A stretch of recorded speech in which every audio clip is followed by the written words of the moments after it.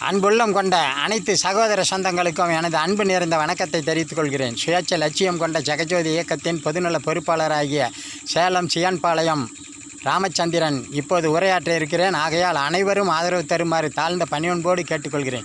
மக்களே, இதில் கட்சிகளைப் போல கிளைகள் அமைக்கப்பட மாட்டாது.